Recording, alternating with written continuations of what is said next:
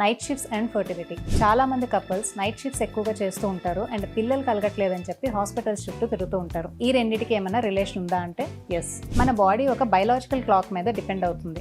Simple గా చెప్పాలంటే morning చేయాల్సిన పనులు మార్నింగ్ చేయాలి, నైట్ చేయాల్సిన పనులు నైట్ చేయాలి. మన బాడీ అలా డిజైన్ చేయబడింది. ఎప్పుడైతే నైట్ షిఫ్ట్స్ ఎక్కువగా చేస్తారో బాడీలో సర్కాడియన్ రిథమ్ అనేది డిస్టర్బ్ అవుతుంది, which leads to hormonal imbalance. దీని వలన ఆడవాళ్ళలో వెయిట్ గెయిన్ రావటం, పీసీఓడి లాంటి ఇష్యూస్ రావటం, ఓవులేటరీ డిసార్డర్స్, ఎగ్ క్వాలిటీ తగ్గిపోవటం ఇలాంటి ఇష్యూస్ ఉంటాయి. అండ్ మెన్ లో కూడా స్పర్మ్ క్వాలిటీ, కౌంట్, మొటిలిటీ అనేవి తగ్గిపోతాయి. ఎందుకు అంటే మెన్ లో నార్మల్ గా testosterone hormone early morning peak లెవెల్లో రిలీజ్ అవుతుంది. ఇలా నైట్ షిఫ్ట్ చేయటం వలన ఈ టెస్టోస్టిరాన్ హార్మోన్ ప్రొడక్షన్ అనేది తగ్గిపోతుంది. అండ్ నైట్ టైం పడుకునేటప్పుడు బోత్ ఆడవాళ్ళలో మగవాళ్ళలో మెలటోనిన్ హార్మోన్ అనేది రిలీజ్ అవుతుంది, which is very essential for ovulation, egg health and the sperm health. ఇలా నైట్ షిఫ్ట్స్ వలన మెలటోనిన్ హార్మోన్ ప్రొడక్షన్ కూడా డిస్టర్బ్ అవుతుంది. అండ్ నైట్ షిఫ్ట్ చేసే వాళ్ళు ఎక్కువగా మార్నింగ్ టైం పడుకుని ఉంటారు కాబట్టి వాళ్ళకి సన్ ఎక్స్పోజర్ కూడా లేకపోవడం వలన వైటమిన్ డి డెఫిషియన్సీ అనేది వస్తుంది, which is essential for egg and sperm health again. And night shift చేసేటప్పుడు ఎక్కువసేపు మేల్కొని ఉండటానికి స్మోకింగ్, ఆల్కహాల్, జంక్ ఫుడ్ ఎక్కువగా తీసుకోవటం